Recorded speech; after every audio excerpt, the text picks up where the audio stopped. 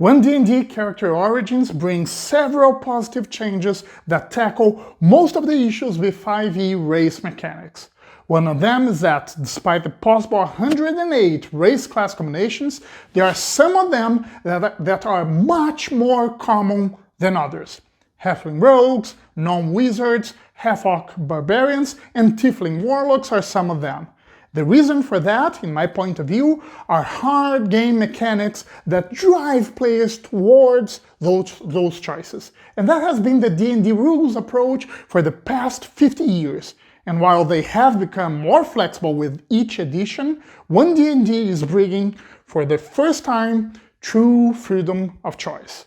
The main change is the association of ability scores increases with backgrounds instead of races. That goes above and beyond the changes made in Tasha's Squadron of Everything, as that will not only become core rules, but their tying into backgrounds creates further incentive for character backstory development and role-playing.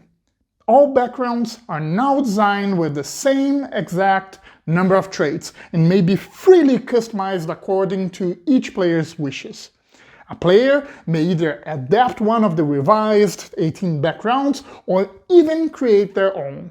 That opens lots of character building options, but binds them to a well-thought character backstory. OneD&D is also doing away with all race penalties, which had a big effect on skimming away certain race class choices. First of all, there are no more core races with a reduced speed of 25 feet.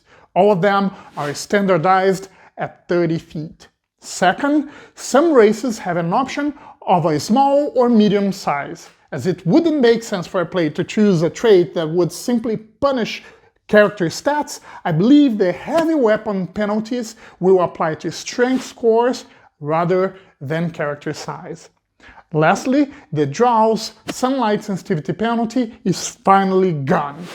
The removal of those 3 race penalties, along with the association of ability scores increases to backgrounds, are very exciting. They're gonna allow us to build the characters we've always wanted, but felt constrained by the rules to do so. Now, all races feel equally flexible, as they're not strongly pushing towards one or few classes. But OneD&D is also putting quite an effort to balance races' raw power. In 5e, there are race options that are clearly underpowered, most notably Dragonborns and Halflings. The Character Origins playtest took some important steps to balance them all. Elves and Dwarves are now joined by humans, orcs and Dragonborns as the most powerful races, with all said and done. Tieflings and Oddlings are in a pretty close second tier. And the biggest disappointments to me are Halflings and Gnomes, who are already underwhelming in 5e, didn't get many changes, and are still underpowered in OneD&D. Having said all that, there's still 1.5 years of playtesting ahead, plenty of time to make the needed adjustments to those races. Those are the reasons why I'm so excited with OneD&D race mechanics changes. I believe they're, at the same time, removing strong incentives for certain race class combos and removing relevant penalties that would restrict maximum race performance with certain classes. They're also fixing the race power balance issue across the board.